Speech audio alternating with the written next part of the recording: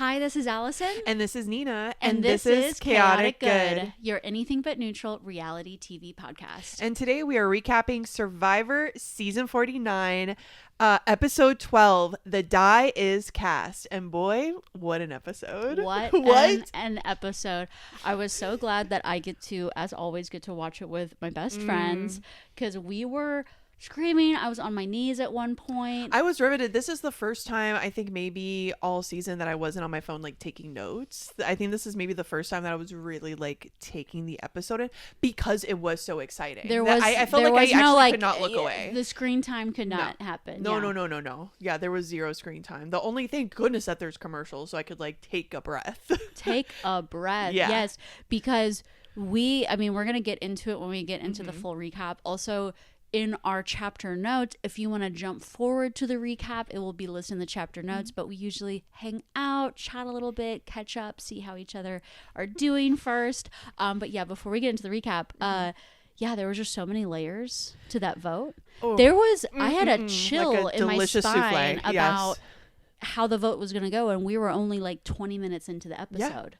Because as advantages got revealed, as plans got revealed, it's like, oh no, their plan is foiled and they don't know. Oh no, their plan is foiled and they don't know. It truly was an emotional roller coaster. I think like so many people probably, I think I started the episode like, I know how this is going to go. I know how this is going to go, blah, blah, blah. And it was truly like feeling a little, not defeated. It's so funny. Again, it's this thing of like, why do I feel defeated? I don't know these people. I'm not winning $1 million. Yeah. But I was thinking, I think I'm like, oh, I think how it's going to go. Like, okay, it's a whatever episode. But then exactly, just so many things were revealed, plans changed, alliances changed, people spoke up that I was like, we're information we did not know about advantages.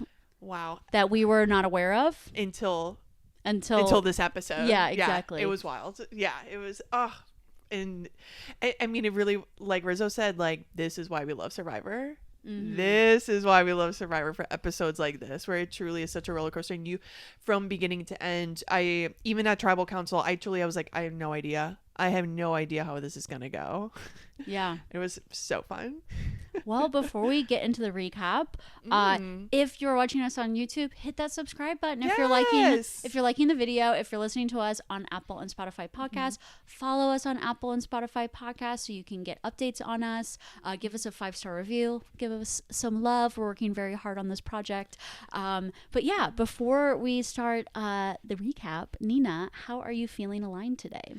Let's see. Today I think I'm still feeling a bit of that chaotic good vibe. But I think this time around it's because of the holiday schedule. There is so much merriment coming up in our future. You as well. Yes. I wonder if you'll talk about this, but I mean, we both have some crazy schedules coming up. I mean, your actual weekend is like truly jam-packed. I feel like I've got a busy weekend, and I guess the chaotic good I'm thinking of is I think it's I'm thinking of Saturday specifically. I've got over the holidays, I always sign up to work shifts at this local store here in town.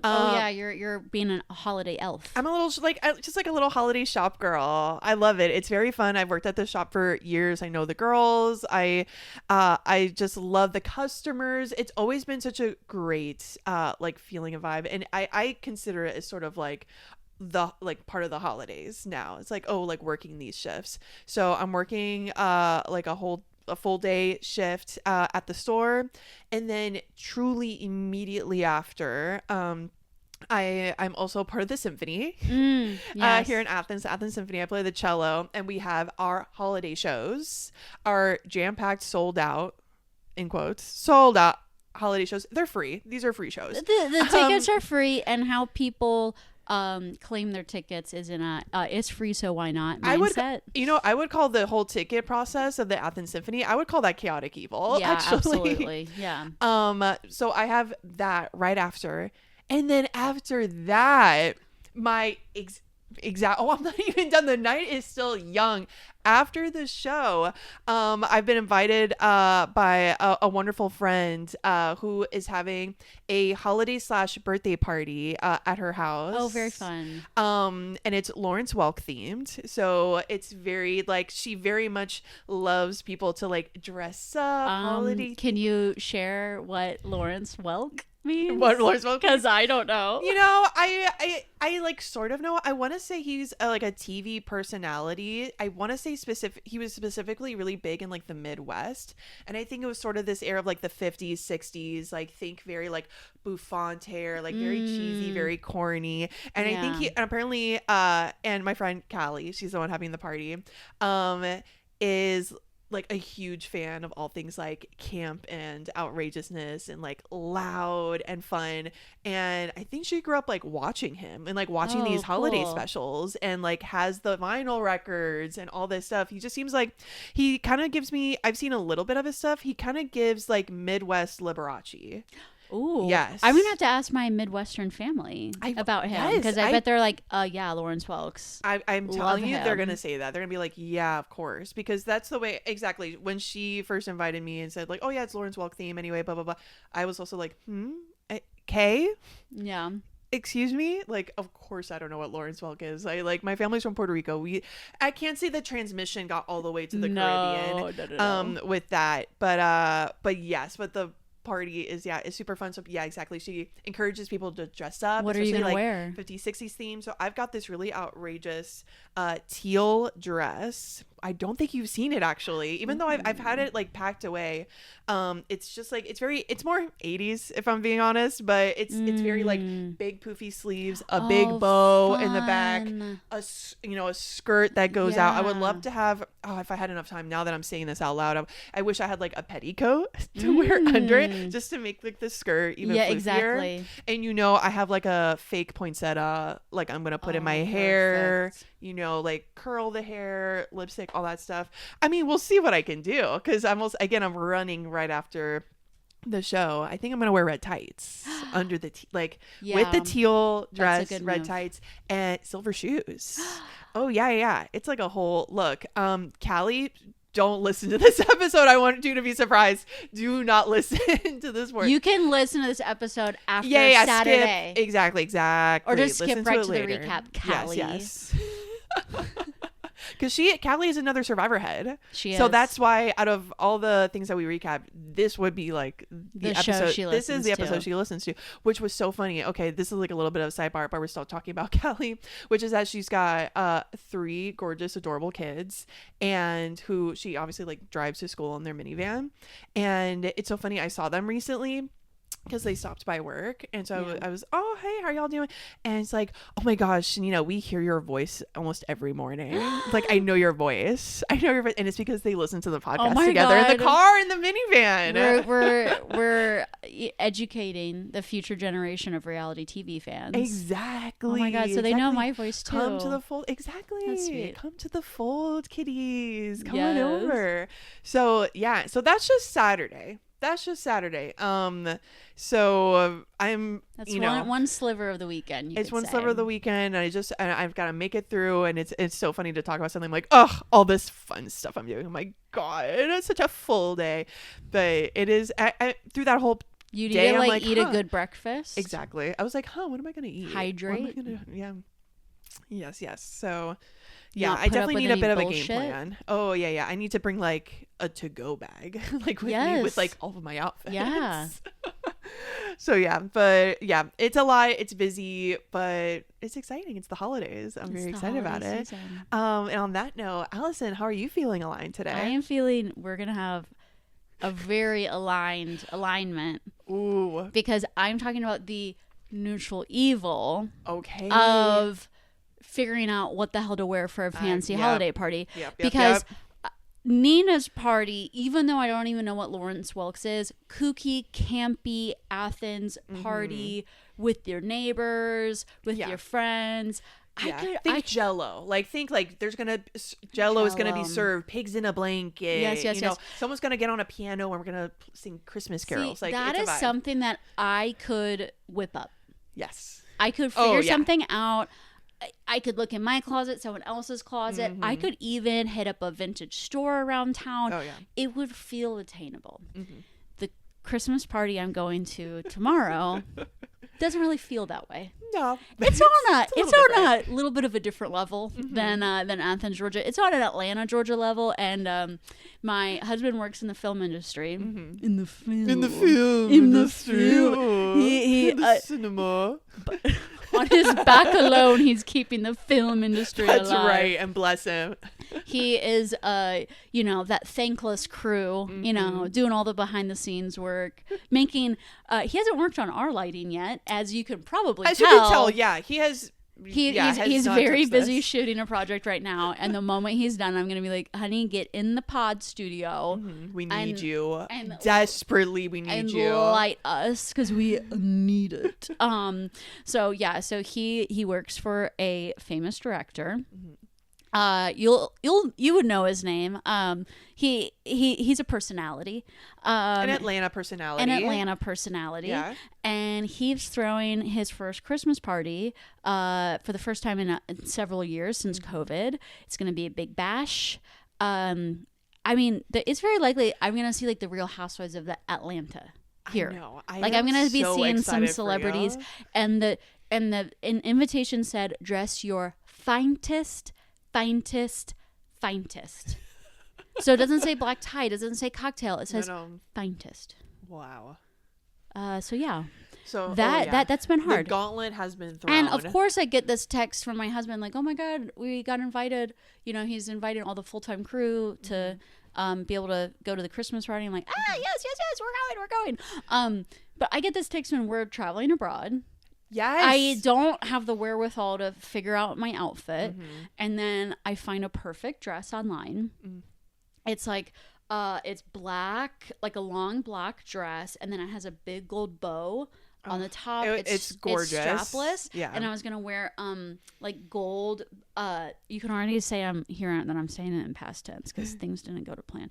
But anyway, big, like gold gloves with it. And I was just going to look like opera gloves. Opera gloves. So I was going to look, black tie, but fun. Yes. Dramatic. Glam, dramatic, like a Christmas present. I was so excited. Some would say your finest. My literal finest. And of course I got this dress on final sale in a size, like one size smaller than I would normally order. But I was like, maybe. Yeah, like it's a strapless. It's like it's stretchy. Like we've made it. We have made stretch dresses. We have made strapless dress work for both of us. This dress, however, had no stretch, and it literally fit like a glove all the way up to the bosom. And anyway, I have a larger bosom. I'm a curvy lady. Love it. Love to love it. Love to hate it. Because at that point I could not zip up the very top part of the dress. To the point I was like, can I break a bone? Can I like somehow do like yoga contortionist myself into this dress? I can't. So now, that was like 2 nights ago, and so I started express shipping dresses online to my house. Because I'm just like, nothing in my closet is gonna work for this. Is gonna work. Now. I mean, I do have a backup plan. Yeah, but it's a dress I've already worn. Yeah, and I want to wear a new dress. Yeah, I want to feel my. This is for a holiday. If it's the dress, feel my. And if it's the backup dress I'm thinking of, like this is for like it's for a holiday party. Yeah, it's just a different. It's a different level. Then exactly. You want to feel like. Like something new and fresh. So of course it's like the promise of express shipping is you pay out the butt. For 1 business day, baby. Of course it's been delayed. No, are you serious? It's been delayed. And now is there any info on like does it say it says just delayed or like the updated delivery date is tomorrow before 8 p.m. which is there is still a chance that I'm going to get this dress. And who knows if this dress even fits? Who knows if I even like this dress once I have it? Yeah. That's what I hate about online shopping is that it's just this gamble. And I was like, what am I like, Mr. Money Tree? Can I order the dress in every single size?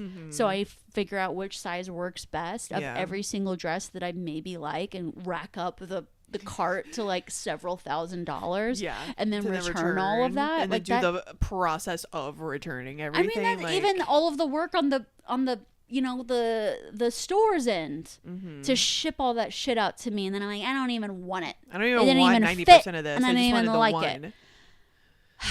Yeah, because one time my Man. mom went on a trip to Cozumel in Mexico, and she ordered 74 bathing suits online before she found the bathing suit that was like perfect for her. The one. But she's also a lady who like thinks ahead and plans, and it's like, I made plans for this intimidating but very exciting party last week. Exactly. Prayers are that this dress arrives. Prayers are that it's beautiful. Prayers are that it fits me. Above all, that it fits me. Yes. And prayers that then the shoes that I think will go with it. Go with it. And then I think at this party it's going to be a lot of people who have like glam. Oh yeah, glam like teams. We know glam. The housewifey Lisa Barlow, I get glam every day type of people. I'm not getting glam done professionally. I'm going to do it myself. Yeah. So I'm also giving a prayer to myself that I figure that out as well. It's going to be great.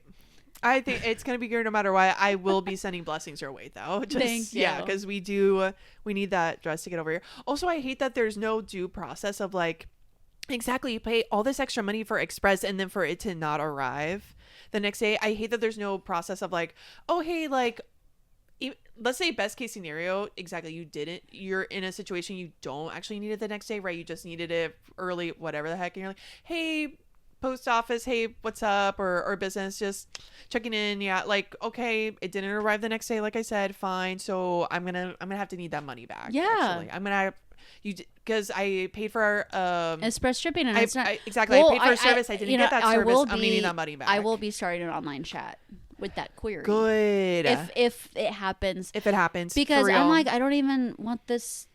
Like I could maybe. I need the dress tomorrow. You need, right, because the party is tomorrow, right? The party's tomorrow, and there might be a very famous musical guest. Yes. And when the rumor's so audacious, I'm not even gonna say it. No, don't say it here. I know I'm not even gonna say it here. But when you guys think, oh, famous, I just like times that by like 100. Like it, but it is seriously a rumor. I have no idea. But if there is even like a celebrity like 12 rungs below this rumored guest, it's still gonna be amazing. I'm gonna lose my mind. And that's just the first Christmas party of my weekend. But that's true. But oh my gosh, that's true. But that's the one I'm going to talk about tonight. Oh my gosh, amazing. I know. Okay, well, yeah, sending prayers your way. Thank you so much. I mean, I personally cannot wait to hear. I cannot wait to hear about this party. I hope it's a party where you can keep your cell phone so you can like take like sneaky photos. Yeah, and just for the girls. I know, just right? For us, yeah, just to be like, I want to act, cool. Because of course, it's funny because my husband like works with all these types of celebrities, and he is like, yeah, so. Oh, this person, yeah. Whatever. Yeah, I heard this person's gonna be here. Why? So I've got to like kind of adopt the household's reaction. But there's some people. I hope if there's a musical performance, why not pull out my phone and take a pic? Yeah, that seems to be the woo girl. I can be a woo girl. Yeah, part of being a woo girl is taking out the phone, and I feel like this crowd of people is not going to be afraid of a dance floor. It's gonna be such a good dance party. I can't wait. I just can't wait. But anyway. Yes. Okay, we've caught up. Should we recap this amazing episode? Yes. So let's get going on this Survivor recap. The die has been cast. So usually when we start our recaps, we go into the tribal council and who got voted out, and we do kind of a tribute to that person and talk about all the ways that they got voted out. However, the thing about Steven's demise is that there were so many layers to this vote. Yeah. That it was like a wave of things happening one after the other, and the end was our boy Steven getting voted out. So I want to go through those layers first, and then we'll end up at Tribal Council, where Steven got voted out. So the first moment in the episode where I was like, oh, it's happening. Like things are starting to be shared. Things are starting to be told. Is when Steven is with Sage and Christina after they lost the reward. They're back at camp, and he shares with them what his advantage is. Yes. And he tells them, I have a block of vote. And so it's a vote of 6, but now it's going to be 5, and it's going to be us 3 against those 2. We got this in the bag. Like, and they don't even worry about it. We got this. it. And they think, they don't know how the immunity challenge is going to go at that point, but they assume, everyone thinks, including Nina and I, before this episode, that Rizzo's idol was going to expire at Final 6. At Final at 6. That That's vote. all we talked about. Like, and it made me feel like a little idiot. Because I'm trying to be, a professional Survivor fan, a professional podcaster. I'm literally doing this to y'all, the listeners, so that you guys don't have to figure out this shit on your own. We're figuring it out for you. Yes. And you know what slipped our minds is when he got his immunity idol, he read it out loud, but I did not catch the final 5. It was going to last till final 5. I really thought, like everybody else, it was going to last till final 6, which I think was such a good move on his part. Oh, brilliant. And now if I ever play, if anyone future is ever playing, I'm like, cute, you have an advantage, can I read it? We would have to find a sly way. But it's I want to read. Like the sort of thing, especially how they were doing it, how they were all finding these things together or in groups, being like, okay, babe, we're in an alliance, right? Let me just read that. Exactly. I totally believe you. Totally believe you. Love you so much. Can I just take a little cute little sneak peek at that paper? Can I see the note? I bet it's so cute. I've always parchment. I've always just wanted to touch the parchment. I'm a stationary girl. Yeah.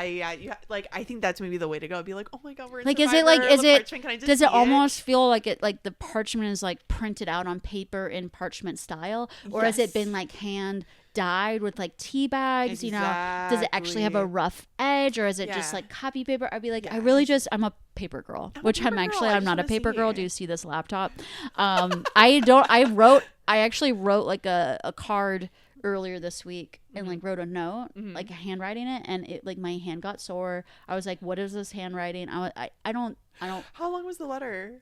Allison? I think it was about 6 sentences, and I was fatigued. Okay, that's longer than I thought. I thought it was going to be your classic, almost office card that goes around. It's happy birthday. No, it was a few sentences, and it took everything out of me. Ooh, okay. Anyway, so getting the data right.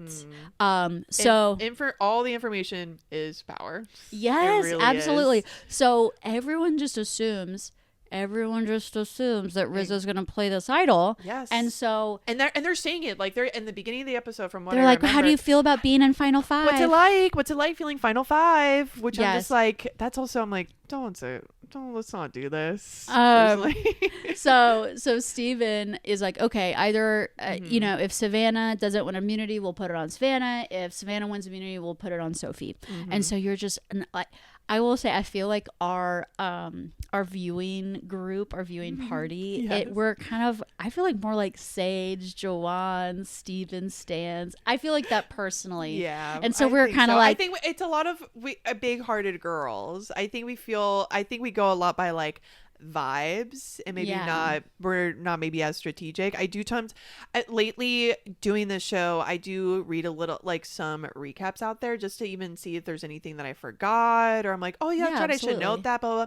And so many recaps are very very cut and dry, very strategy based. Oh yeah. Which is, it's interesting in its own way, because I am oh, okay, I never thought of it that way. Or I'm like, oh yeah, I guess that was good that this person did this, but it is just a different, I don't know, it's just a different way that and I feel like partially too is us seeing how Rizzo and Savannah have been able to play this incredible game and get by every vote, whether through an immunity challenge win or through this idol that he's been able to put the spell on everybody. I think also it's just this thing of can one of y'all stick the landing and get one of these 2 out? And if because also exactly, they're playing such a good game that if to get one of these people out would be so amazing. It Yeah. would just be like a dropping the mic moment. It really So would be. yeah, so we see this plan form on like, the loser camp beach, and we're like, yeah, We're like, okay, well, yeah, I was feeling like, okay, there's hope here. I'm like, Yes, okay, there's yes, something, absolutely. like,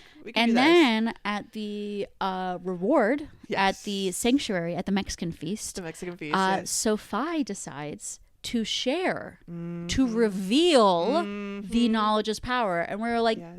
no, Especially since before, in the beginning of the earlier in the episode, and maybe even a bit in the previous episode, Yes. she's been talking this big game about like, it'd be sick, it'd be like crazy, and what would really beef up my resume is if I actually like went against my allies Yes. and actually like played against them, like at the very end here. And not that it either, like, you could say either or, but it was I was definitely feeling like, wow, that would be like a really big move. It would that would be. be like amazing. So For them to open up and tell them, I was like, so it's not happening. Well, the funny thing is, I kept thinking of Sophie this whole game of stealing Rizzo's idol, but I hadn't really thought about her stealing Steven's advantage, which they don't know what the advantage is. They don't know. And so she reveals, hey guys, what if I just take Steven's advantage? And then the way that the show edited it, like between the conversations, Steven's like, we got this. Yes. And then, Rizzo's saying like, whatever plan that they think they've got, we're about to foil it. And we're like, no! Oh my God. Yeah. Yeah. And we're also like, Sophie, like, Why did you do that? At the moment, I was like, why? I mean, still why? Because if she had taken Rizzo's idol, she could either played it on herself, and she didn't need to play it on herself, obviously. But in her mindset, she could have played it on herself, secured her final 5, or she could have kept it because she knew about the true expiration date, and she could have taken the idol, kept it for herself. Okay, I'm gonna go get into this later. Okay, but sorry. she could have. I know.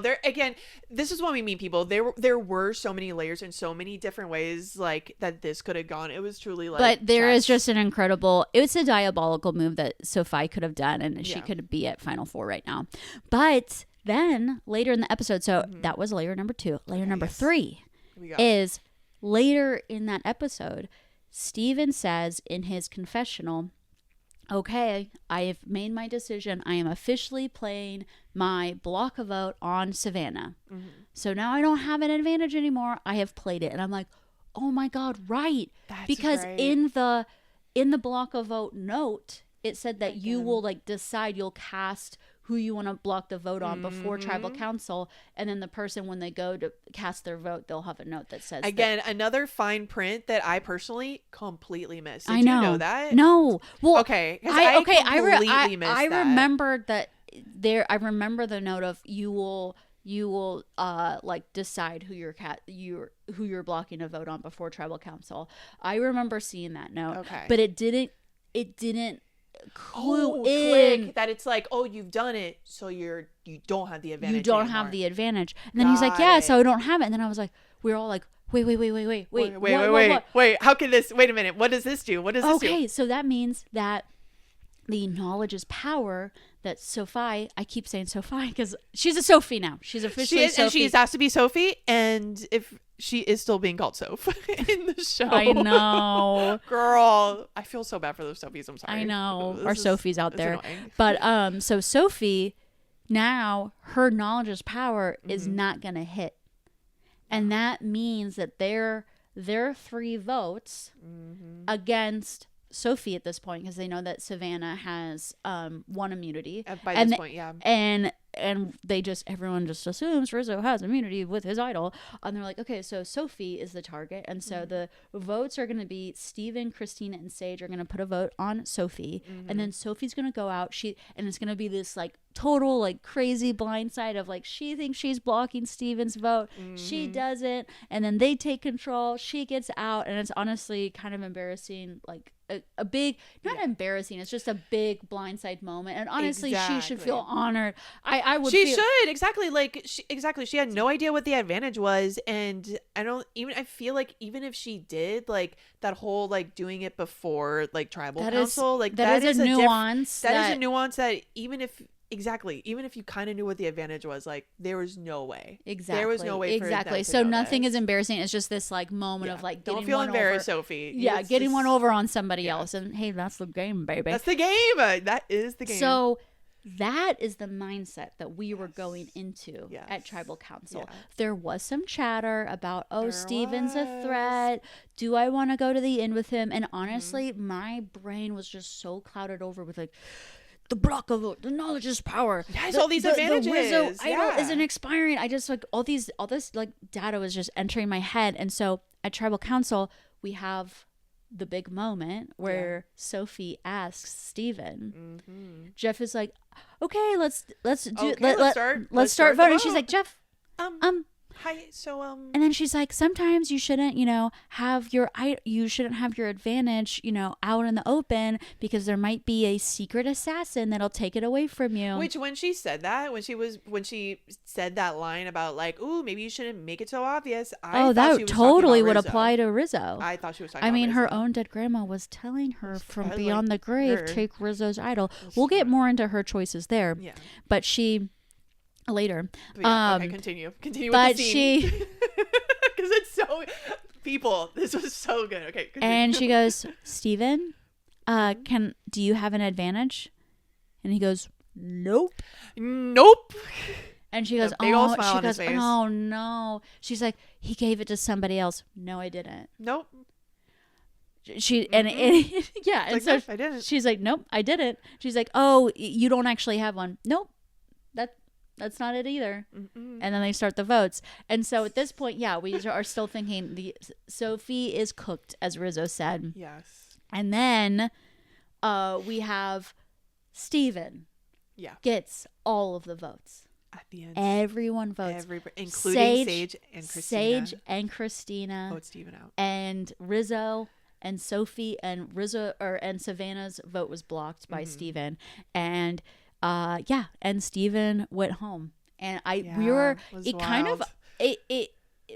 little quiet at the end. We were, because I think we were wanting this successful, like really successful move just play out, and Steven definitely would have been the champion of this move, and so that's why I'm like, actually on reflection, Steven having this, like bolt of lightning, no one could argue it otherwise. It is his move. He's super likable, does well in challenges, has people like MC on the jury who love Steven. Other people really like Steven. He's even gunning for Jeff's job at some points, because he's so charismatic. So I think Sage is like, if I sit next to Steven, I'm not going to win.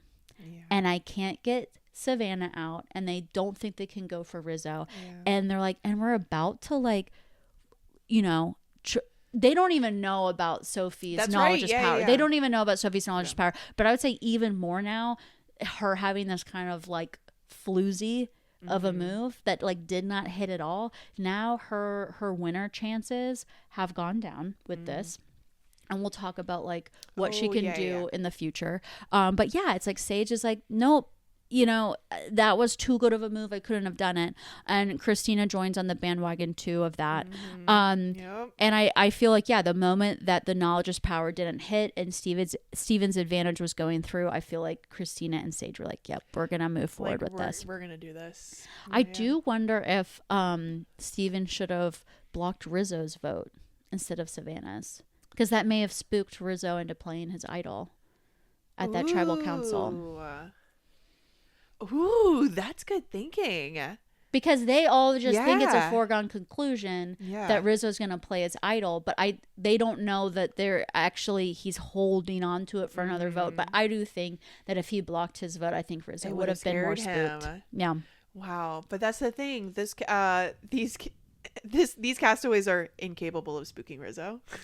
So he's unspookable by them. So now that we know, like, okay, fine, Sage and Christina flipped on Steven. Fine. Again, and yes, after some time, after some reading, I'm like, okay. I do understand. It did hurt. And I mean, and Steven even said, it's like, oh, it does hurt. And I'm like, I bet it does, buddy. I'm sorry. I bet especially that moment. I can also, Steven is cool. I'm sure that later on he'll take a breather. He'll have some time in Ponderosa. He'll take a shower and you'll like understand, because it was especially Sage was like, you could see that Steven was looking at Sage and being like, really, and Sage and she's like, I couldn't beat you, man. Like, I couldn't. I'm sorry. I had to do it. I'm so sorry. And you just, I mean, because I do think we'll get more into how the final 3 options go, but I do think Sage's goal to sit at the final with Christina and Sophie is her best. Is her best bet. Her best bet, and that did not include Steven. Yeah. So next I want to talk about Sophie's choice. Sophie's choice. Title of oh my god, movie reference. Oh my goodness, you heard of it? Have you heard of it? Meryl Streep in like the 70s. Yeah, I think so. Yeah. So her choice to not flip on the Tres Leches alliance. So I feel like this is something that she's definitely going to be thinking about. I think so too. That night. Yeah. In camp. And camp with the little rats. Because it didn't go to plan. It did and not. Now she thought maybe, okay, if I have this block emote, or if I have this knowledge is power, it hits, maybe that'll be enough that I can sit next to my BFFs at the final tribal council and I'll have enough of a story. I'll have a move. I'll have a chance, and I don't have to turn on my best friends. But this is the diabolical option I wanted to present to you. Oh, for like the future? No, what Sophie could have done on this vote. What could have done? Please lay it on me. Okay. So she knows that Rizzo's idol is expiring at Final 5 and not at Final 6. She knows that Sage and Christina want to go with her to the Final 3. Yeah. They've all discussed this. She goes to Sage and Christina and goes, you know what? Rizzo's not being honest. His idol actually expires at Final 5, and he's been lying to all of y'all. And so what if we trick Rizzo? Yeah. And we all put votes on him, and he thinks he has this default immunity. And then at Final Tribal Council, she plays her knowledge as power. Yeah. Takes Rizzo's idol. Yep. And he's probably like standing up, throwing it around, doing his whole shenanigans. She takes it from him. Yep. And then Sage, Christina, and her put the votes on Rizzo to say bye-bye. Whatever Steven wants to do, whatever Savannah wants to do. It doesn't really... whatever they end up doing. Yeah, works fine. These votes go on Rizzo. He out of the game. Yeah. And then even though it's like diabolical evil, Savannah's going to be so pissed off at her. It's going to, there's going to be some explaining to do. She's got an idol now. Exactly. So who gives a shit? She's going to play it at Final 5. And she's going to get to Final 4. And at Final 4, you cannot be voted out. Yep. And then at that, I was thinking, okay, did she not do this move because maybe she's like not good at making fire? So because at Final 4, if you don't win the immunity challenge, there's a very high likelihood that she would have been making fire. Because it's the immunity winner chooses, right? Yes. Okay. Yes. Okay, it's coming back to me. Yes. Nina's our fresh fan perspective, and I'm the seasoned one. But that's what makes the podcast so good. That's why it works. That's why it works, baby. So when you have a question, Nina, like, yes, I'm thinking it. Don't you worry. I'm thinking it, babe. But if you do have a question, leave a comment. Exactly. Interact with us. We don't bite. Hey, babe. We don't bite. If I was Sophie, I would be like, okay, grandmama, abuela. Yeah, like getting a little like prayer stance. And be like, it'd be like, I'm thinking of doing something crazy. Como un diablo. Okay? Yes. And I go un poco loco. Yeah. Do you give me the permission? Grandma says, yes, my sweetie. Yes. Go forth. You do the move. The moment you get back to camp, I'd be grabbing my sticks. I'd be grabbing that flint, and I would be like practicing like crazy. No conversation. Because I would be like, if you put me in Final 4, maybe I was shit at making fire, but in the next 48 hours, that is all I'm gonna be thinking and doing and breathing and listening is fire. That's all I'm going to be doing. Don't even bother. Don't even, exactly. And you end up in the fire, you do a crazy fire move, and you win. And you win, baby. You win. Oh, I would have loved for something like that to have happened. Also, I mean, it just would have been such baller move after baller move. But also, I did love the idea, even though I actually have nothing against Rizzo. It would have been just so crazy to, like, after all this time, him dangling this idol in front of them this whole season, for at the very end for it to just be snatched away from him. Mm-hmm. I mean, that just would have been poetic. It would have been poetic. I feel like it would have been like TV history. I feel like there would have been ripples through the celluloid. Yeah. You know, like, I feel like people that don't even know Survivor would have felt that. Yes. You know? And it's just a bummer that didn't happen. I know. Again, it was still an exciting episode, but it's just, it would have. And Sophie was like, and the thing I think also that why we're like, oh my God, why not? It's because Sophie was right there. She was thinking these thoughts. Yeah. It's not like we're coming out of left field being like, you know what would have been really wild if this other. Sophie, she was thinking it. She was thinking these things and was so close to just pulling the trigger, taking the risk. It's interesting that you said, I have nothing against Rizzo, but he's up to antics at Tribal Council. Mm-hmm. I was catching some eye rolls from the jury. I was catching some eye rolls as well, Allison. Mm-hmm. I wrote that down on my notes also, where I wonder, Alex especially. Alex? Yes. Well, that's so I need to rewatch it again because I only have eyes for MC. But I saw MC do a little bit of this. Did one of these, the emoji, like, huh? And so obviously my eyes were locked in on her. And so that's why I was thinking, like, I wonder if after all this, again, I actually think like Rizzo's playing a crazy wild, like, good game. He's still here, people say. And I think he's a really good guy. Like, he's a good guy. Yeah. And he's just playing. He's on Survivor. He's playing the game. Like, like anybody that's like, and he has had the opportunity to come onto the show and play the game he wanted to play. And he's doing it. And he's a showman. And he's doing that. But I think some people are getting tired of the show. They're getting tired of the show. And I wonder if at Final Tribal Council, it's going to bite him in the ass. And bite him in the butt. Yeah. But I also thinking on the flip side, what if they're annoyed that no one's taking care of the Rizzo problem?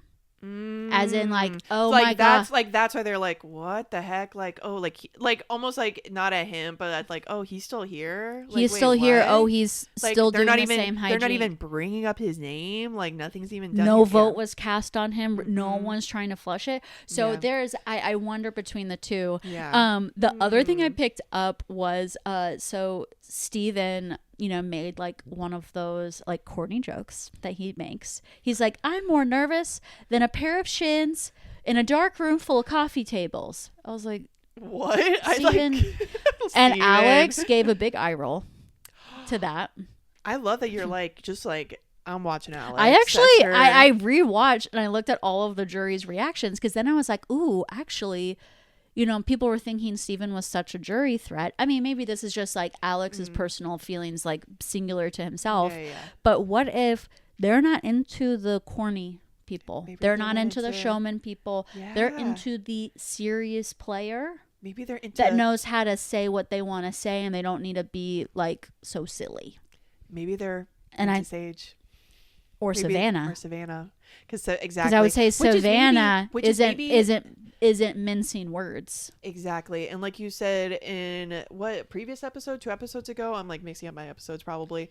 But exactly. And maybe Savannah's clocking it. Maybe Savannah is clocking. Maybe she's looking at the jury. My God. She's seeing that Rizzo is out here doing his showman thing. She doesn't have her eyes on him. Her eyes are on the jury, and she's seeing if they're connecting with her or not, sensing that maybe they're not, and is like, okay, what's my other, if Rizzo's going to be the showman, I need to be like the other side of that coin. Exactly. And I need to be like Sage. I need to be a grown-ass woman on this final tribal council. Exactly. Yeah, no, I think that's a great point, Nina.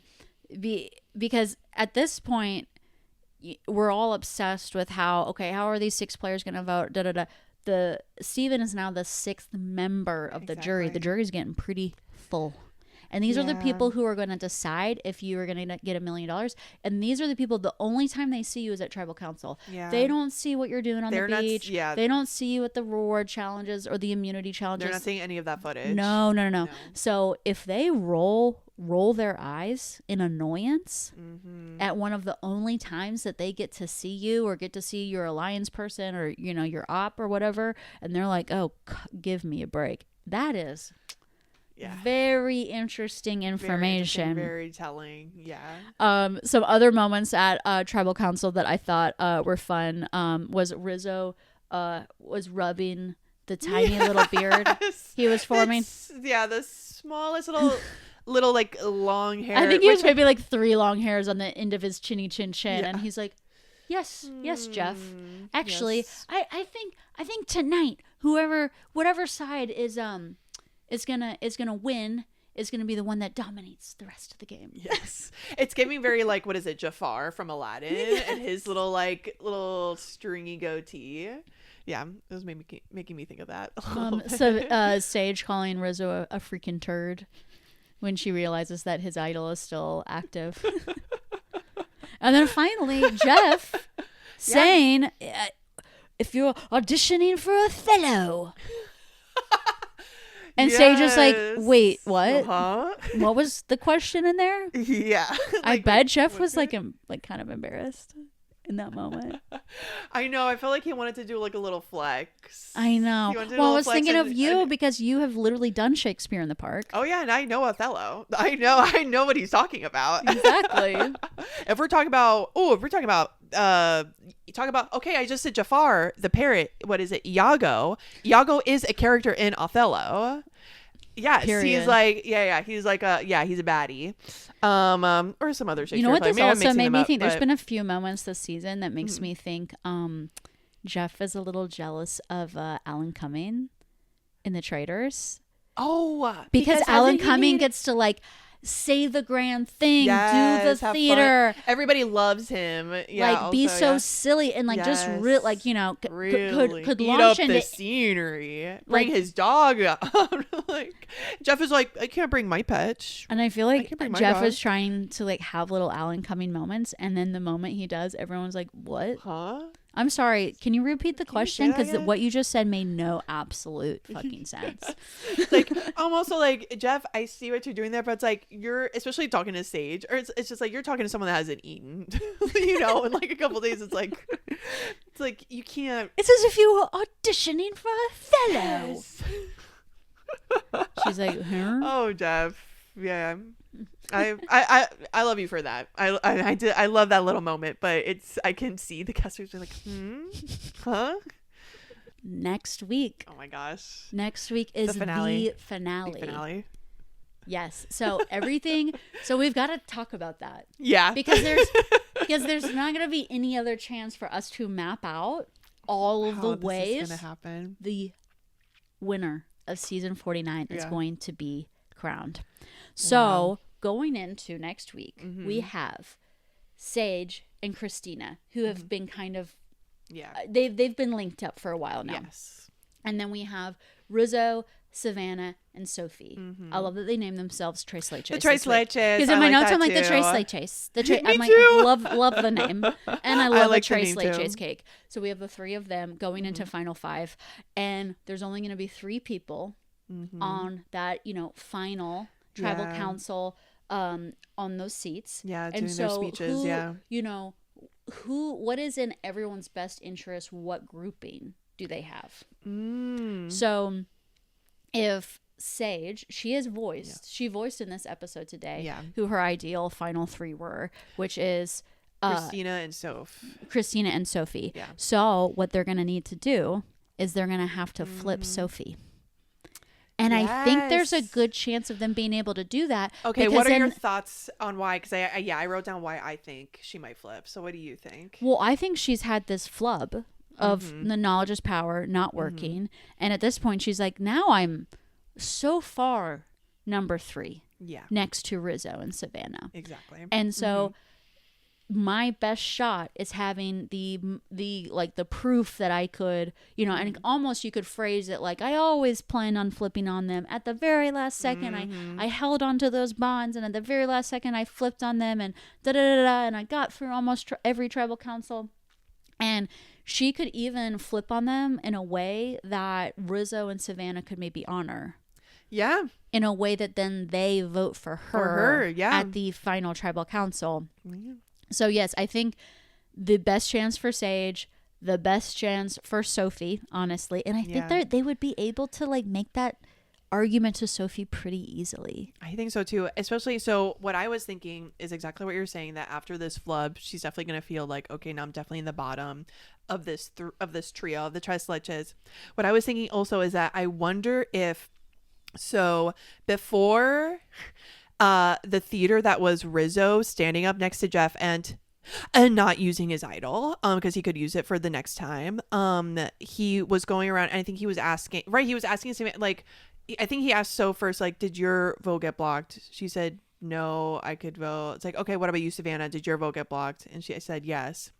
And I forget if maybe they like chatted something else. Well, this Sophie was like, council. I think you should play the idol on me. Yeah. Exactly. She said that. She's like kind of under her breath, but kind of like, I really like, hey, I really think you should play the idol on me. I think that's like what she was, and she was saying, I'm like, oh yeah, she's feeling it. It's like she felt the flub, and I think she probably just like the residuals of that flub. She was gonna get votes. Yes, because we didn't know about this tidal wave against Steven at that point. So we were also like, oh yeah, she is probably like gonna get it. And so like she says that like I think you should use it on me. I really think.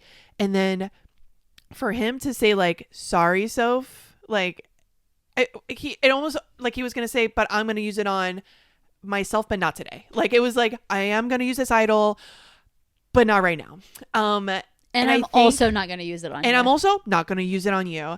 I wonder if she's gonna hold on to that, as she maybe should, as she should, as like for her game. I think she should. I'm like, okay, you see, Sophie, you see what just happened? Okay, lock that in, and where do we go from here? So exactly, that's what I had written down. I'm like, ooh, because if I was Soph, I would definitely be like, I'm pretty butthurt. I'd be pretty butthurt that these people that are, you know, again, supposedly my alliance, and not even supposed to, but to the show. It's like, because it was kind of like with Joanne. Well, he that's stood up. Yeah. He stood up again, and I was like, sit your ass down. Sit your scrawny ass down. But yeah, but it felt kind of like the Joanne thing. I was like, oh, this is like embarrassing. I don't think he purposely meant to embarrass Sophie. No, but it was embarrassing towards her. Like it was like, she shouldn't feel embarrassed. Sophie, if you're watching this, you shouldn't be embarrassed about the flub or anything. You did what you thought was best. But him doing what he did, like that was like unintentionally like embarrassing, like towards you, which. And as women, we need to hold on to our power. And the moment we don't allow that unintentionally or intentionally embarrasses you. Yeah. When little boys try to embarrass us, what do, Sophie? What do? We get them out of the game. That's right. So I feel like Rizzo does have immunity next week. Oh, yeah. Actually. Oh, yeah. So, absolutely he does. I don't think she can really go for Rizzo. But maybe in fire or some way he might not end up at the final tribal council. My curiosity is should Rizzo keep Savannah in the game? Oh, my gosh. Because I think is that they are very likely to have the threat of the jury splitting votes between them. And if only one of them was at the final tribal council, they would then subsume all of those, all of the votes that were maybe easily. Yeah. So if he is going to flip on Savannah, I feel like a lot of people want Savannah out. A lot of people don't want to sit next to Savannah, including Sage. Yeah. For sure. Including Christina. Yes. For sure. Already at that point, with 5 people, I think Rizzo could definitely whip up the votes to be like, wait, Savannah didn't win tribal council, or she didn't win the immunity. Let's go for her. And that might be. Oh, she gets out. That might be his best option. Which, you know what? I think after all and after everything, I would hate to see Savannah go that way, because she is such a beast. Yeah. Because she is such a even after all of my thoughts about her and maybe my thoughts on how she played the game, I just think she has for Rizzo to be like, so exactly at the very end there. I would, God, I feel so conflicted. This is why I love Survivor so much, because I'm just like, I have so many, I'm going with emotions here. I just have so many different emotions going towards these different. But it would also be Sage getting Savannah out before final tribal council. It would finally be like, she could finally have that moment of like, finally, even if it's technically like through Rizzo, but it's like, no, we finally got her out. And I believe Savannah will likely go for Sage. Yeah. Next vote. Because I definitely think like they're two very, I mean, them head to head in the immunity challenge this episode, which we'll also get to. Oof, I have so many thoughts there. But they, they are like each other's foil, Sage is the ultra emotional, in touch with her feelings, whereas Savannah is like Terminator style. I mean, we're going to talk about their different mantras at the immunity challenge. We'll talk. We will talk about that. Yes. And I think, as we discussed before, that Sophie's end not being with Rizzo or Savannah on the jury with her. Yeah. So I think her flipping would be the best. So next, oh my God, I want to go through each jury member, and I want to ask you who you think their number one person they would vote for at tribal council would be. Okay, let's do it. Do you have their names? Oh yeah, I have their names. I'm like, I don't know. Of course, honey. Okay. I'll go in order of vote out. Okay. Nate. I think Nate's going for Savannah. I think Savannah's number one. I think probably Rizzo number 2. The Ulis, again, Nate is Uli strong. So I think it's either of those. And then third, Sophie. Because he really likes Sophie. Yeah. Yeah. And he was part of adopting her. Yeah. So yeah, I think Savannah, Rizzo, Sophie. That's exactly how I wrote it. Ooh. Okay. Next, I'm learning, folks. I'm learning from the best over here. Time. Next up, this is kind of a challenging one. Alex. This one's so hard because again, I felt like he was such a flip-flopper in the game. It was hard to pin him down. Now he's being kind of petty. And now he's being petty in jury, which I haven't been paying attention to. Oh my gosh. Okay. I'm thinking. I'll tell you what I think. Okay, you go first. Actually, you go. I think Savannah would be his top vote. I think so too. That's what I was thinking also. Because I think he's done with the silliness. I think he's done with the silliness. He's done with the circus. And I don't think Rizzo is even number 2. Savannah's gonna get her reporter voice out, and he's gonna be like his DC boy brain. I was about to say his politics brain is gonna love it. He's gonna be like fallen.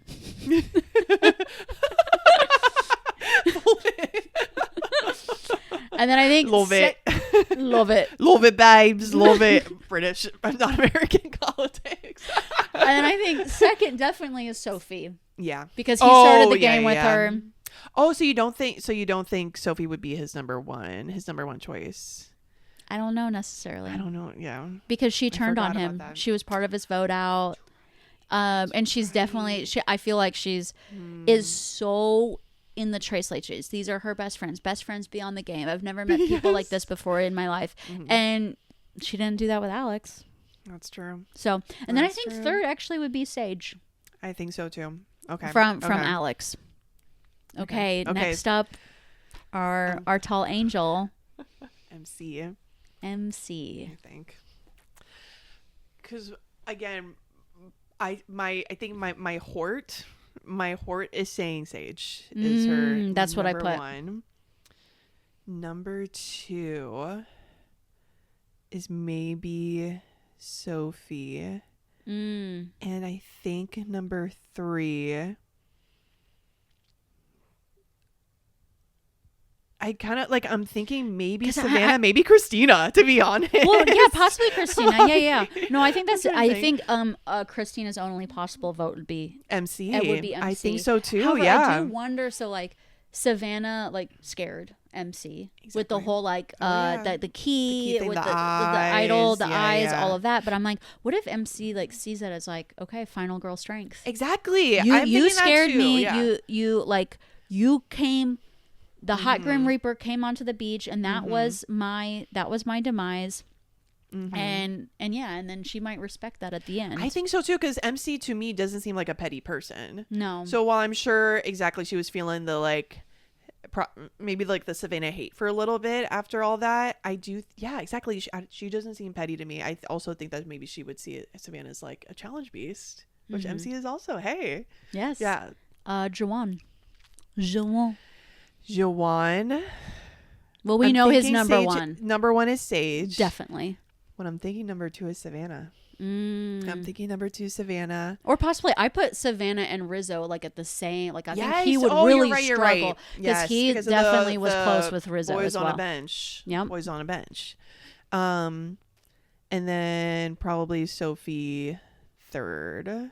Yeah, I could see that. Ooh. Okay. And then this is fun. This is a fun game. Let's do this with our friends next. Let's see which of our friends choose the top three. We will. Okay. Yellow Sophie. Okay, let me think. Okay. Gosh. Yellow Sophie. I'm thinking. Not loved by many. Not loved by many. Exactly. I'm trying to think. Who is she? I had a lot of question marks around mine. I was like, maybe Sage. Maybe Sage. Maybe Savannah. Maybe Rizzo. Maybe those are the three I'm thinking. I'm thinking of as well, because I don't think she was.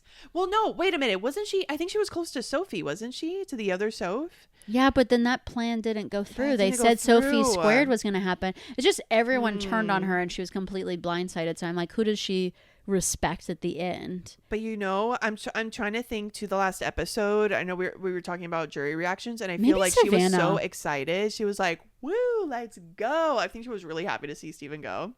So I think maybe Savannah. I think game recognized game. So as you notice, Rizzo wasn't at the top of many of these people. I do think Rizzo is going to have an incredible, if he gets to final tribal council. He's going to have a great speech, that's for sure. Kill it, because I almost even cried during the letters from home. I mean, he has an incredible story, an incredible heart. He may change some votes in the moment, but I would say, Rizzo, there's a lot of Savannah up there. Yes, there is. And if you kick Savannah off, you've got a better chance of winning that $1 million for your family. And then we don't know everyone else who's going to be on the jury, because there are a few more people are going to be added. Yes. But we'll just have to see and wonder where they'll go. I think, Christina would probably vote for Sage. Yes. I don't think Christina wants to vote for Savannah. No. I think that she's like, no.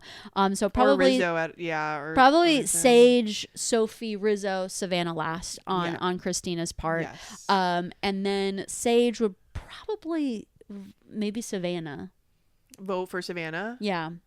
As in, like, I wanted to get you out for so long. This is my karma. That kind of storyline. This is my karma. Yeah. Wow, I could see that. You don't think she would vote Soph? No, not necessarily. Not necessarily. No. Yeah. Yeah. Because I think she wants Sophie to go with her. Because she thinks that she could beat her. Yeah. And exactly. I gotta say, I mean, Savannah's feeling pretty undeniable. And who could Savannah vote for other than herself? Exactly. Exactly. It would be like a 12-man situation, and Savannah's fully like, who should win? I think I should. She's fully in the jury, and she's like, I still think I should win. She would definitely vote for Rizzo number 1, and then Sophie number 2, and all of that. Yeah. And then Rizzo would definitely vote for So we know the rest. So a blue Sophie, I think, would definitely vote for Savannah. Yes, I think so as well. Okay, so now we finally get to the rest of the episode. Yeah. We talked through the layers. We talked through tribal council. We talked through next possible vote outs. We talked through the jury. Okay, now we can talk about what was an incredible episode on top of all of this other stuff. Before all of this other stuff. Yeah. So the first thing I want to talk about is Sage losing the immunity challenge. Yes. So it is one of those like yogi stances. You hold your foot up how long can you hold it, balance a ball. Jeff keeps bringing up that Dee from season 45 won this challenge, went on to win the game, has a record. I'm like, okay, Jeff, like, calm down. Oh my god, you mentioned her a few times. Oh my gosh, Jeff, you sound like a fan. You sound like you're obsessed. Yeah. Oh my god, you're obsessed with her. Everyone's obsessed with me. Yeah. And so it quickly gets down to our two girls, Sage and Savannah. And both of them are holding strong. Mm-hmm. But one thing I'm so impressed about is Savannah. Mm-hmm. She doesn't show weakness to herself, and she doesn't show weakness for a second, like, externally to anybody else. Yeah. I think Sage was feeling strong pretty much throughout the whole thing, but was like open-hearted, showing her struggles. And it's almost like if you show yourself your struggles, you're almost like already writing the story of your demise. You almost have to trick yourself into, I'll never drop. Exactly. You have to pull a Steven. And just when he was doing that challenge a few episodes back, when he won his advantage when he was running around that island, you just had to block the imposter syndrome. Yeah, I mean, he was like saying the numbers. I was trying to think of, like, what was his mantra? But exactly, you have to block the imposter syndrome. And you just have to be like, you have to be like Savannah in that sense. Like, you have to say, like, there's actually no other option. Like, I can't even imagine a world where I don't win this, because that is the only option. So in the final moments of their immunity challenge, they are both saying their own mantras to themselves. Yes. Let's compare. Let's do it. So Sage is saying, no matter what happens, I'm so proud of you. She's talking to herself. She's talking to herself. That. Yes. Wrong. I'm trying. Wrong. Mm-hmm. Say, Savannah. This is mine. This is mine. Lock in. Mm-hmm. This is it. Yes. Yeah. That's the mantra. That's the mantra, people. Yeah. Because Sage, her mantra was like she had already dropped. Exactly. She had already it's like failed. She already felt it. So exactly. She was already like faltering, and she was saying, if I lose, it's okay. I'm so proud of you. I'm trying. You're trying. Calling out all of her loved ones. I do like calling out the loved ones. That was sweet. That was really good. I mean, it was all very sweet, obviously. And of course, we were watching this and we were melting, of course, watching her like in the moment saying, like, I'm so proud of you. I love you. And I was like, I am proud of you, Sage. I'm so proud of you. But it's like, I'm proud of you is like, I think it's framing of like, what you've already done is enough. And it's not. It's not until you win. Yeah. And Savannah was I feel like we sound like Ricky Bobby. I feel like if you're not first, you're last. Like, it was period. But period. But also Sage tried to do some strategy with Savannah. Yeah, she did. And she was like, you know, I'll find a way out. I really need this. Like, I figured it out. I have figured out how we can do this. Like, and we're gonna find a way through. You know, I understand why you don't trust me. Savannah's like, you wrote my name down. I'm like, bitch, that's right. That's right. And that's the game, baby. And Savannah's like, nope, I cannot trust you. And then at the end of the immunity challenge in Sage's confessional, she said, well, now I got to change my plan because it was going to be Savannah. Exactly. So it sounds like she was lying and she was going to go for Savannah. Of course she was lying. But I was also thinking, like, oh, was she already thinking about getting Steven out in this moment? Oh. Because that would have been their way out. That would have been the way out. And then at the end, how everyone goes to hug Sage and no one goes to congratulate Savannah. Yep. Says a lot. It says a lot. Mm-hmm.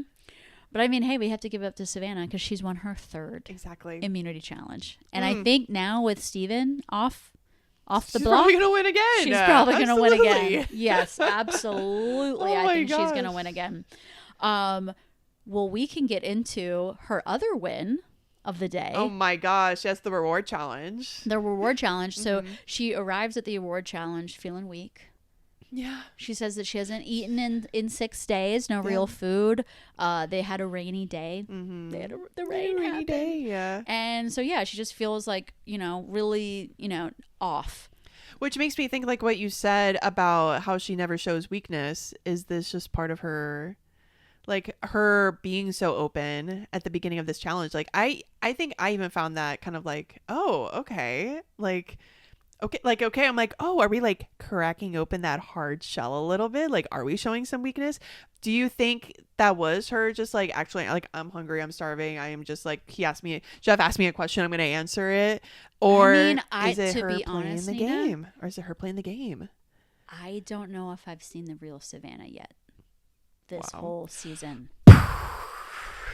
Because that's right. I am now like, every time she opens her mouth, it's the reporter's voice. Exactly. It's either the reporter's voice in her confessionals, or it is her, trying to manipulate someone, or her like gloating. Yep. And that over like her wins, her riches, and beyond that, I don't know if I've seen the real her, because I think she protects. She does protect. That she's like a dragon that's protecting the jewel, and the jewel is her heart. Her heart is her heart. Because you know, she talked about her being bullied, really bad work situation. So yeah, I think she is a cutthroat person. Yeah. And I don't think her saying that she felt weak at the beginning of the reward challenge, it's like, I think she was still feeling way stronger than anybody else. Everybody else. You think she was just getting in their heads? That's what I was thinking. I think she was honestly feeling kind of weak, but I just know in comparison, she's still stronger than all of them. I personally think. So she wins the reward challenge, and the reward's a big one. Y'all. I mean, we were saying like, I want to win that award, like that reward right now. Yeah, so that'd be such a treat right now. A Mexican feast. Yes. Tacos, guacamole, margarita, and also staying at the sanctuary, and also the biggest one. Yes. Letters from home. Letters from home. So, so oh my gosh, yeah, letters from home. So you haven't watched as many Survivor seasons as me. No, not nearly. So you don't even really know how it used to be. I don't. No. So when Jeff says letters from home, replace that with your actual family members walking out of the jungle and being like, hey, Nina. Like your dad walking out of the jungle. Stop. Being like, I'm here and I love you. And you got this. And you got this. I believe in you. You got this. And then you do a challenge with your dad. What? They would do challenges with their families? Yes. And they would run a whole challenge with the family and the people. Wow. And then whoever wins that challenge, then that pairing, they get the reward of, they get to spend like the whole day with their family, and then they get to choose a couple other people to choose the whole day with their family, and everyone else has to say goodbye. Oh in that moment. My god, that is brutal. Yeah. Oh my goodness. And that's crazy. Literally, there are moments where like someone will just emerge from the jungle. I don't even know who they are, but I just see the reactions. Oh god, it like the tears are like springing from my eyes. I'm like clutching my heart. Oh, it's so good. So good. It's so good in the letters. I'm like, okay, the letters are good. However, I have this crazy idea. What? So, okay, maybe this could be, a strategy of someone else that plays, or if I ever play, maybe it'll be a strategy for me. It's like, what if you told your family members, don't write the letter. Do not write me a letter. Keep going. Okay, I have an idea. And so that reward means jack shit to me. So it doesn't because there are people who lose their minds over this like letters from home reward. Oh, gotcha. Yes. I'll be like, okay, if the producers are forcing you to write a letter, just say hi with a heart. And that's it. So like, I don't even you already know that's like, no, I'm going to get garbage letters, but I've told them that because it's like, even if you do win, I mean, what if I win? But I feel like some people get so upset about these letters. They do get very upset. They get so spun up, and it's like, I already know how much my family and friends love me. Like, I already know. Yeah. Like, the letter would be nice, but I already know this. And the game is done in like 4 days. Yeah. And I'll be able to talk to them after that. So I think it'll be okay. I mean, it's a crazy idea. It is a crazy idea. It's a crazy idea. I've got to say, you sound a little bit like Savannah there. Oh, where she's like, oh yeah, letters from home. I mean, I want my tacos. I know. I was like, finally I heard someone say that, because usually people are like, the letters powers from home. I mean, yeah. I would enjoy them, but it's just an idea. Yeah. Just okay, an idea. No, so it's unconventional, but hey, it's just crazy enough to work. It's just, you know, like something stealing your power from you. Yes, I see. Yeah. I'm not having that. I mean, it sounds like, and also it sounds like you're learning from Savannah. I think we're learning, we're watching, we're learning how to be some tough bitches. You know, to win this game. I think it's going to serve Savannah well in this game, and I think it's going to serve Savannah well. It has already served her, yes. Very well in life. Yes. And the people who are annoyed and upset on the sidelines, oh my gosh. eat Boo-hoo. my grits. Exactly. Boo-hoo-hoo. Smoke on my dust. Yeah. Sorry that you're obsessed with her and you can't keep her name out of your mouth. So she wins the reward, and she chooses for Rizzo and Sophie to go on the reward with her, which I get it. It's like, these are your people. At this point, it's like, just bring them along. Exactly. You're already a known alliance. Yeah. I didn't see any any way that if she chose any other people that was somehow gonna like be to her advantage. And she was always gonna take Rizzo.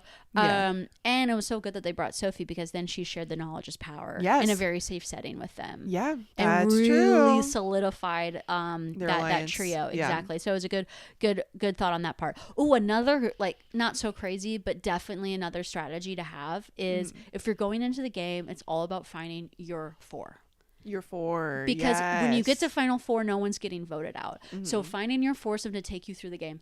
Also, that was in Savannah's boyfriend's letter. He was like, I hope you found your core four. Exactly. Yeah. My other thing would be like, for the letters from home reward, promise me right now that you are taking me on that reward. And that's part of it too. Oh, to like, as a proof of alliance. And, we can make that promise on day one. We can make that promise on day two, because Savannah said, okay, and the second person, I made a promise. I made a promise that if we got to this reward, I would take her. And Sophie was like, that's me. And she got picked. And I'm like, okay, I'm asking for this promise from every person on the beach. That reward, you're taking me. Okay. Well, just remember to maybe not have Savannah eyes when when she was talking to Christina. Like, hey, so you're gonna so you promised to take me in that reward, right? I mean, give me a name. Just give me a name. Like, if you were to win the reward, like, just give me some names of who you would call. I'm just saying. Tell me right now. Yes. No, it's like, no, you'd find a way. You're charming. You'd find a way. You just be like looking at the star. You'd probably be laying out at the beach, looking at the stars with your people. God, I wonder if we get that far in the game. You know what look at that constellation. You know what that reminds me of? Tacos. You know what that thing reminds me of? Letters from home. Yeah. The stars, just thinking that, you know, my family's looking at the same stars that I am, you know, but you know what would really solidify this is letters from home. Which, so you said you were telling us that when we were watching the show that exactly, it used to, pre-COVID, it was that they would bring their family members, and now they don't do that, just like one of these like COVID things. But I gotta say, you know what show does bring family members? And it's a show that's also in Fiji, and that's Love Island, baby. Yes, that's what I'm talking about. Do. So I'm kind of like Survivor. Get them on the same flight. They're shooting at the same time. I'm kind of like, Love Island is such a mess, and it's so crazy. Obviously, it's different than Survivor, but it's Survivor in a different. It's survival in a different way. But if they can bring the families, Survivor. This is your 49th season. This is going to be your 50th season. Like, I think they might bring family members for the 50th. That would be incredible. Hope so. The way I would love for that to come back. I have to see that. I have to see that, and I have to see that in 2020. Well, there's 39. 2026, I guess. There's 39 seasons for you to watch that happen. Yeah, but we're very busy recapping current reality You TV think shows. I have time to watch other TV shows? Are you crazy? I haven't even been able to watch. My girlfriend's trying to have us watch The Resident on Netflix. Yeah, and I've literally fallen asleep. We do not have time. Yeah. This is a fake, what we call fake shows. These like fictional shows. Yeah. And I have fallen asleep at every. I've seen 1.5 episodes of that because I'm busy. Yeah, girls busy. Us girls are busy watching our shows. Yes, we're recapping Survivor, Real Housewives of Salt Lake City, Vanderpump Rules. We're about to recap Traders. Also, probably recapping Summer House, and then Survivor 50 is going to be up at the end of February. At the end of February. Oh my gosh, you're asking too much of me. anybody that's asking me, oh, have you watched the new blank blank? Just don't. Please don't ask me that. Because the answer is no. The answer is going to be, well, have you watched Summer House? Oh, no, you haven't? Okay, then we'll come back to me. So we get to the Mexican feast. They have the hats. Yes, the hats were so fun. That Savannah keeps on the whole time. I did love that. Yeah. Oh my God. Everyone else like took their hat off at some point. Like, no, keep it on. Keep it on. Like, and then I also was loving our friend Madeline's margarita theory. Oh. Because she was like, oh, a couple, because she's been going back with her husband and watching old seasons. And she's like, when people drink the margarita, loose lips sink ships. Yes. And they get a little too loosey-goosey in their gameplay, and they bite themselves in the butt. And then they're the ones that go home. And Sophie was holding on to that margarita, talking about the knowledge is power advantage. She's like, no. Like, that's not going to work out well for her. And I'm like, yeah, maybe people need to... I mean, because you're not drinking for like days, weeks. Yeah, you're on a detox. You're on a detox. So one margarita is going to have quite an effect on you. Yeah, and she was even saying that she felt that in previous seasons, like that there was more alcohol. Do you have that sense also, that there were maybe more rewards with more like alcohol as part of it? Yeah, definitely in like the earlier seasons for sure. Yeah, it's giving, which I was kind of like, oh yeah, maybe they need some like a dash of Bravo in Survivor. Do you know what I mean? Where it's like, it's the producer. Oh yeah, so we were talking about the margaritas, and they were, another friend of ours, maybe it was Katie, being like, oh, well, if that's the case, then I would just try to, or maybe it was you were like, okay, keep that margarita away from me, I'm gonna drink my water. And I was like, well, if these producers are like Bravo producers, they would be like, oh, sorry, the only liquid we have is margarita. We don't have any water, no soda. Sorry, nothing, babe. Sorry, babe. We just have margaritas. Like, sorry, just babe. Really not, allegedly. I would never say that Bravo producers push their casts and to drink excessively, but if you've seen any Real Housewives, people, I mean, let's just say the water's flowing. I mean, just watch What Happens Live with Andy. Andy is very open about like, oh yeah, we keep the alcohol flowing for our guests. Like, whatever drink the guests want, they will make for them. There is no menu. They really will make whatever they want. Sounds so fun. Because it's also because it's like, right. Well, his idea is like, right, we want it to be like loosey goosey. We want it to be fun. Like, we're just chit chatting like a living room. So it would be interesting to have that sort of energy in Survivor. I'm just saying. Oh my gosh. Then the letters from home. Oh yes. So I feel like I've been dogged on the letters from home, just because like my lizard brain is thinking of like ways out of it, like, because I do feel like the gravitational force of what, like, you're almost trying to focus on the game so intensely, and then your family comes into play, and then you're just one big butterball of tears. Yeah. So they're all reading their letters. They're like having little laughs, having little cries. And then we get a peek into, Rizzo's family life back home. And it was really touching. It was very sweet. I mean, the poor boy. I mean, talk about a bell of butter. Like, he was just a big old, tear, the sweetheart. Yeah. It talked about his family from Albania, how his dad works 3 jobs just to support them. Yeah, his mom and dad are both janitors. And they have been like his whole life. Yeah. And the fact even that his dad hand wrote the letter meant so much, because his parents immigrated, and just learning how to write in another language, speaking another language, so hard. I've been trying to learn Spanish my whole life, and I'm still very much elementary level. So yeah, his dad writing a letter. Also his younger brother, who doesn't even know that he's playing. Yeah, I was like, what?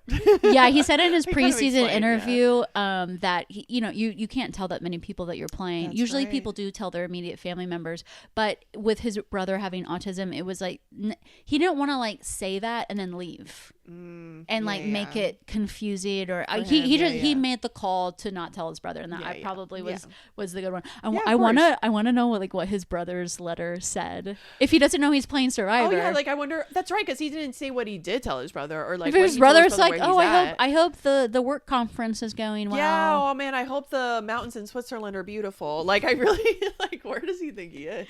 Oh, you're hiking the Appalachian Trail. Yes. I mean, that's quite a thing. I don't know why you're doing that. God, Are you tired? Yeah, that I want to read that one out of everyone's. And he just opened up, and I feel like if Rizzo shows that side of himself, which I'm sure he will, I'm sure he has on the beach and everything, but at Final Tribal Council, I think that's going to be very moving. Yeah, I mean, and he's definitely he's opened up about. I mean, we've seen him cry in challenges. Has he cried like back in the campsite? Yeah, he like an episode or two ago after he like lost the reward challenge, and he came back and he was like, it's hard. That's right. It's hard. And then they had the boys on the bench. That's right.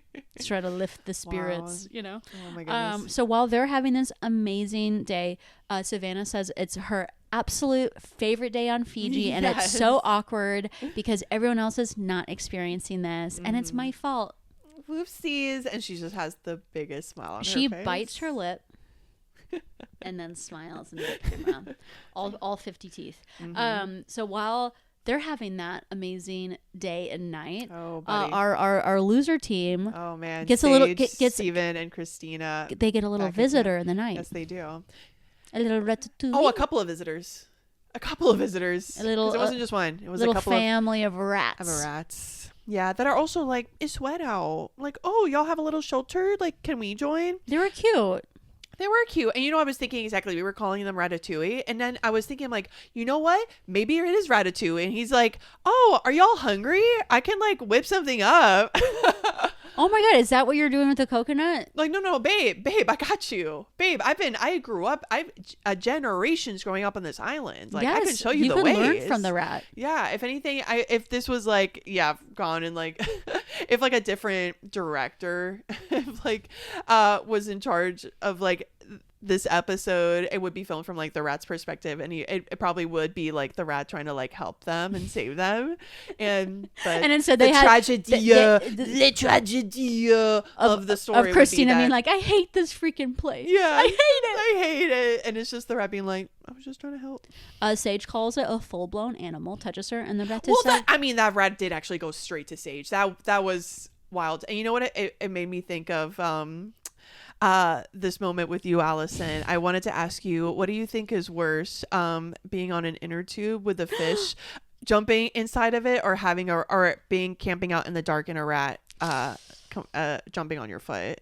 Even though it fully looked like Sage said her foot, it looked like it was trying to jump on her lap, is what it looked like.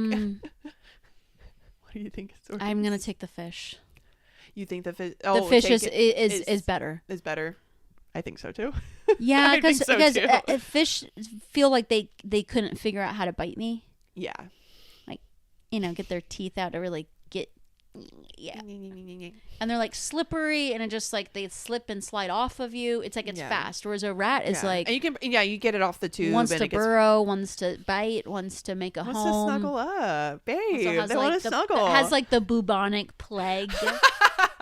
That was mice. Oh, that's fake news. It was not the rats who brought the bubonic plague. It was mice, and I need to clear that up. I'm so glad I have Are you I am so glad I have this platform to finally bring Come on. You're not serious. It was mice. Yes, I'm serious. I am serious. I think it's both. I think it was the mice. I don't think it was the rats. I think it was the mice. I feel like I've read that. I feel like I read that like in history class, like in social studies class back in the day. Like I feel like I had a teacher who was just as a rat queen. Yeah, exactly. It was a rat queen. It is Nutcracker season, and my favorite character in Nutcracker is the Rat King. I've been very vocal about this. Okay. Oh yeah. I love the Rat King. Every other character I can leave to the side. I don't really mind. I just go to the Nutcracker to see the Rat King. That's it's my favorite character. It's my favorite scene. Love. I know. I haven't seen the Nutcracker in a minute. Ooh, and the Atlanta one is so good. The Atlanta the Atlanta Rat King is really good. Okay. I need to it's see. A very good look. Yeah. Just like the he's got a very good like snarly teeth, a crown made out of forks, out of like bent forks, and the fur just looks like tufts of like mothballs, like the gray. It just looks like so nasty, so real. And they also have so little kids are part of the Nutcracker as well, and there is a scene where like little kids are dressed up as rats, and they come in like little skateboards like on their bellies. Whoa. So they come in like this. It's so good. Oh my God, all the rats on the Fiji beach, all they needed was a little skateboard. Exactly. And maybe a little outfit. Exactly. Oh my God, could you imagine? And then like the music just starts playing.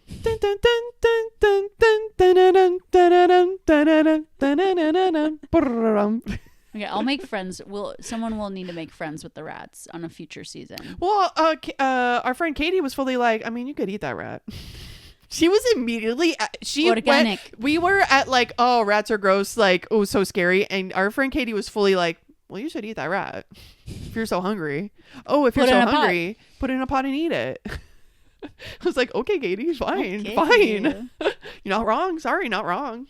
Well, I feel like that, I mean, we are going off into sidebar. I know. I could talk about so much about this episode. It was that good. It was so good, but I feel like we have really recapped it. I think we really have. I have a few spare notes here and there, but I feel good ending on the rat. I feel good ending on the rat too. It honors the rat. As Sage says, fuck that rat. And that we're saying, no, love the rat. Love it. Love the rat in your life. Hey, find the rat in your life and tell them what they mean to you. Find the rat in your life and tell them to listen to Chaotic Good. Yes.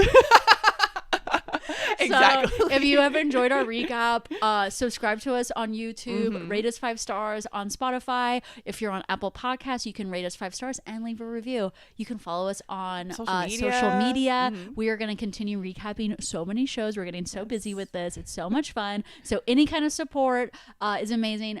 Give us your comments. Give us your feedback. Do you have different takes, different thoughts? We want to hear them. We want to hear them. Let us know. Yeah. Who do you think is going to win? But we have to run. We have to go to all these incredible Christmas parties. Yes, we do. And we will report back. All right. See y'all.